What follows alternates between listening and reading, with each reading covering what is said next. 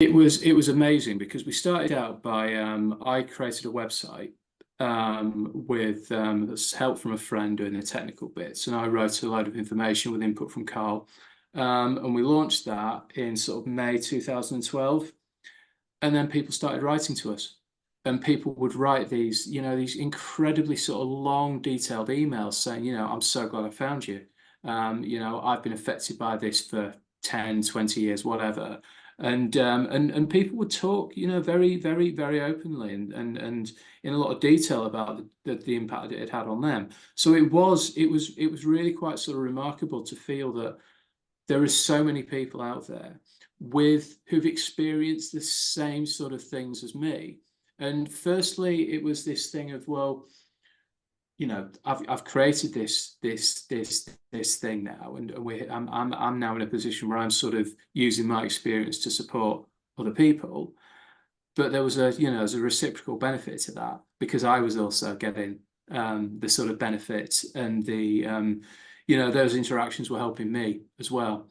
And so this opportunity to be connected to others with the same condition, the same experience, it is just something. It's something that is so powerful, and can provide a lot of benefit, in a way that the healthcare profession, the health service isn't able to provide. What would have been really, really useful was to have actually had some sort of actual diagnosis, either before I left hospital or by my GP, and be told, no, okay, we recognise that this is an issue, and either, in an ideal world, some sort of treatment, but in the absence of that, then at the very least being directed to a support organisation that could help me.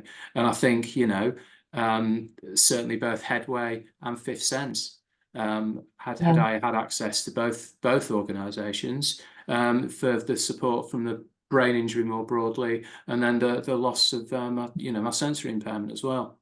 And going back to what we said before, then the ability to actually sort of connect to someone else or others who've been through the same experience at that point in time, would have been hugely, hugely beneficial.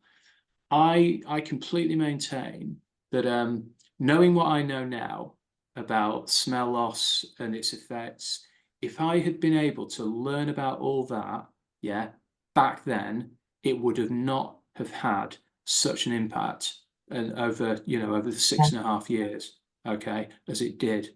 It was the isolation, the lack of knowledge, lack of understanding, and I suppose that sort of thing that just kind of that built up.